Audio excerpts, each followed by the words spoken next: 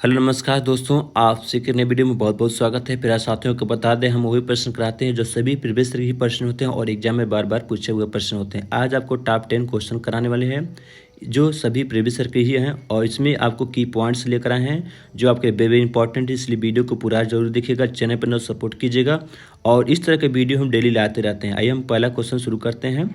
निम्नलिखित में से वह युगल चुनिए जो हमारे देश की एक राज्य और एक केंद्र शासित प्रदेश से मिलकर बना। वेरी इंपॉर्टेंट है। मणिपुर और जम्मू कश्मीर, असम और उड़ीसा, उत्तराखंड और मेघालय, तेलंगाना और अरुणाचल प्रदेश। तो कौन सा वह युगल है जो एक राज्य और एक केंद्र शासित प्रदेश से मिलकर बना है? याद रखेंगे ऑप्शन ए का राइट आंसर होगा मणिपुर और जम्मू कश्मीर है। आइए हम की पॉइंट्स देखें। मणिपुर और जम्मू कश्मीर हमारे देश के क्रमशः एक राज्य और एक केंद्र शासित प्रदेश है। वर्तमान में भारत में कुल 28 राज्य 8 केंद्र शासित प्रदेश हैं। नोट है आपका, केंद्र सरकार द्वारा दादरा नगर हवेली तथा दमन एवं दीव का विलय करके केंद्र शासित प्रदेश बनाने के लिए दादरा नगर हवेली और दमन दीव केंद्र शासित प्रदेश का विलय विधेयक 2019 में पेश किया गया था। ये प्रश्न पूछा जाता है और इसको याद रखेंगे आप, वेरी इंपॉर्टेंट है आपके लिए, इसको नोट डाउन जरूर कीजिएगा। आइए हम अगला क्वेश्चन देखते हैं। भारत के 3 समुद्र तटीय राज्य है, वेरी इंपॉर्टेंट है, तेलंगाना, महाराष्ट्र, उड़ीसा, झारखंड, गुजरात, पश्चिम बंगाल, असम, ओडिशा, कर्नाटक, तमिलनाडु, केरल और आंध्र प्रदेश। तो भारत के जो 3 समुद्र तटीय राज्य वो कौन सा है, प्रश्न ये पूछा गया है। तो ऑप्शन जगह डी राइट आंसर होगा तमिलनाडु, केरल और आंध्र प्रदेश है। अगला हमारा की पॉइंट्स है। भारत एक प्रायद्वीपीय देश है जो 3 ओर से समुद्र से घिरा है। इसके पूर्व में बंगाल की खाड़ी है, पश्चिम और में अरब सागर तथा दक्षिण में हिंद महासागर है। भारत के 9 समुद्र तटीय राज्य हैं जैसे गोवा, महाराष्ट्र, गुजरात, कर्नाटक, केरल, तमिलनाडु, आंध्र प्रदेश, उड़ीसा और पश्चिम बंगाल हैं जो 9 समुद्र तटीय राज्य मिलते हैं। और तीनों ओर से क्या हुआ, भारत जो है प्रायद्वीपीय राज्य है जो तीनों समुद्र से घिरा हुआ है। याद रखेंगे साथियों, वेरी इंपॉर्टेंट है। अगला हमारा प्रश्न है, मध्य प्रदेश के 3 निकटवर्ती राज्य हैं, ये प्रश्न पूछा गया है। गुजरात, महाराष्ट्र, छत्तीसगढ़, उत्तर प्रदेश, राजस्थान, बिहार, गुजरात, उत्तर प्रदेश, तेलंगाना, राजस्थान, झारखंड, उड़ीसा। तो मध्य प्रदेश के वे कौन से राज्य हैं जो 3 निकटवर्ती राज्य, ये प्रश्न पूछा गया। याद रखेंगे ऑप्शन जो का जो है ये राइट आंसर होगा गुजरात, महाराष्ट्र और छत्तीसगढ़ है। आइए की पॉइंट्स देखें। मध्य प्रदेश का गठन 1 नवंबर 1956 को हुआ था। इसका नाम जो है भारत के मध्य में स्थित होने के कारण मध्य प्रदेश पड़ा। मध्य प्रदेश की राजधानी भोपाल है। मध्य प्रदेश के 5 पड़ोसी राज्य हैं जैसे उत्तर प्रदेश, राजस्थान, गुजरात, महाराष्ट्र और छत्तीसगढ़ हैं। ये प्रश्न की पॉइंट्स साथ ही इसको नोट जरूर कीजिएगा क्योंकि आपके लिए एग्जाम में ये प्रश्न आ सकते हैं। अगला हमारा प्रश्न है, डल झील हमारे देश का एक प्रसिद्ध पर्यटन स्थल है। इस झील में हाउस बोट है जिनमें लोग पर्यटन रहना पसंद करते हैं। वे शिकारा में बैठकर चप्पू चलाना चाहते हैं। यह झील जिस शहर में स्थित है वह शहर कौन सा है, ये प्रश्न पूछा गया। याद रखेंगे साथियों, वेरी वेरी इंपॉर्टेंट है आपके लिए। तो ऑप्शन का जो है डी राइट आंसर होगा श्रीनगर में स्थित है। आइए हम की पॉइंट्स देखें। डल झील श्रीनगर में स्थित है जो हमारे देश का प्रसिद्ध पर्यटन स्थल है। इस झील में हाउस बोट है जिनमें लोग पर्यटन रहना पसंद करते हैं और वे सितारे में बैठकर चप्पू चलाना चाहते हैं। वेरी इंपॉर्टेंट है साथियों, तो इसको भी आप जरूर नोट कीजिएगा। वीडियो कैसा लगा कमेंट जरूर कीजिएगा और इस तरह के वीडियो आप चाहते हैं तो हम डेली लेकर आपके लिए आएंगे की पॉइंट्स के साथ। चलिए, वेरी इंपॉर्टेंट है आपके लिए, नोट जरूर कीजिएगा इसको क्योंकि आपके एग्जाम में बार बार पूछे गए हैं। अगला हमारा प्रश्न है, मच्छर प्राय हमें परेशान करते हैं, अंधेरे में भी हमें ढूंढ सकते हैं, किसके कारण?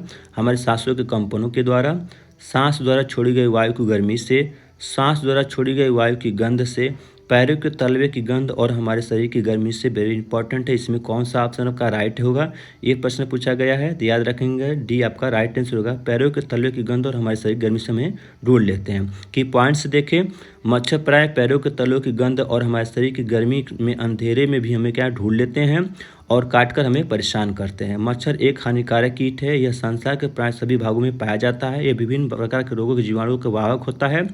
राष्ट्रीय बैक्टीरिया जनित नियंत्रण के अनुसार 2018 में डेंगू के 1 लाख और 19 में 1.5 लाख से अधिक मामले दर्ज किए गए थे।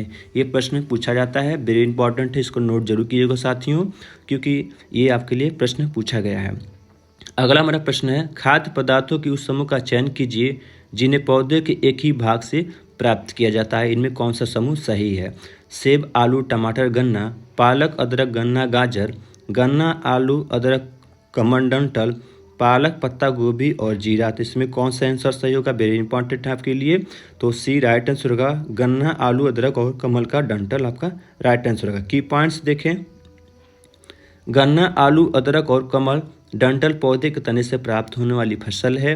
हालांकि गन्ना एक नकदी फसल भी है। आलू, अदरक, गन्ना संशोधित तनाव की कायिक प्रावधान से प्राप्त होने वाली फसल है। इन सभी गांठों के कलियां होती हैं जो नए पौधों के क्या करती हैं? जन्म देती हैं। ये देखिए वेरी इंपॉर्टेंट है साथियों।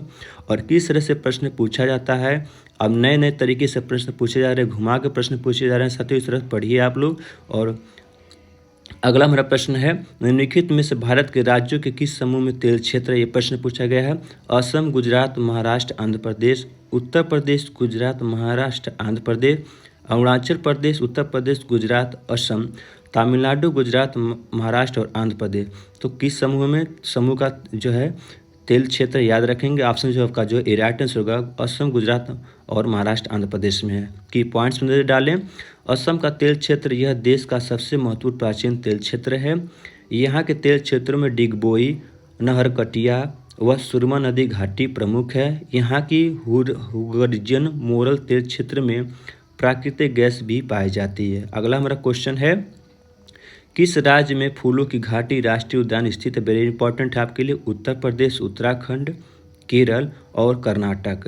तो किस राज्य में फूलों की घाटी राष्ट्रीय उद्यान इंपॉर्टेंट है आपके लिए स्थित है? ये प्रश्न पूछा गया। तो याद रखेंगे ऑप्शन जो का बी राइट आंसर होगा उत्तराखंड में स्थित है। आइए हम की पॉइंट्स अंदर डालें। फूलों की घाटी राष्ट्रीय उद्यान उत्तराखंड राज्य के चमोली जिले में स्थित है, जो अन्य जीवों के संरक्षण के लिए प्रसिद्ध है। इनमें यूनेस्को बायोस्फीयर नेटवर्क 2005 में शामिल किया गया था। इसके अलावा सांद घाटी जैव विविधता हेतु प्रसिद्ध है। यह केरल राज्य के पल्लड़ जिले के में नीलगिरी पहाड़ियों पर स्थित है। देखिए किस तरह से प्रश्न पूछा गया है और कितना आपके लिए इंपॉर्टेंट साथ ही इसको नोट जरूर कीजिएगा। एक ले लीजिए कॉपी, इस पर नोट कीजिएगा क्योंकि सभी आपके प्रीवियस के ही प्रश्न है और बार बार पूछे हुए प्रश्न है साथियों। आइए अगला प्रश्न देखें हम। नीरज चोपड़ा एक चैंपियन ओलंपियन है, वे कौन सा खेल खेलते हैं? यानी नीरज जो चोपड़ा है एक चैंपियन ओलंपियन है और वे कौन सा खेल खेलते हैं? ये प्रश्न पूछा गया है। जेवलिन थ्रो, भाला फेंक, शॉट पुट थ्रो, तीरंदाजी, ट्रिपल जंप। तो याद रखें ऑप्शन जो का राइट आंसर होगा जेवलिन थ्रो यानी भाला फेंक वो खेल खेलते हैं। आइए की पॉइंट्स नजर डालें। नीरज चोपड़ा ने टोक्यो ओलंपिक 2020 में जेवलिन थ्रो, भाला फेंक में स्वर्ण पदक जीतकर इतिहास रचा था। उनका सर्वश्रेष्ठ थ्रो 87.58 मीटर था, जिनमें उन्हें स्वर्ण पदक दिलाया गया था। और नीरज चोपड़ा को वर्ष 2018 में अर्जुन अवार्ड से भी सम्मानित किया गया था। ये प्रश्न पूछा गया है, वेरी इंपॉर्टेंट है।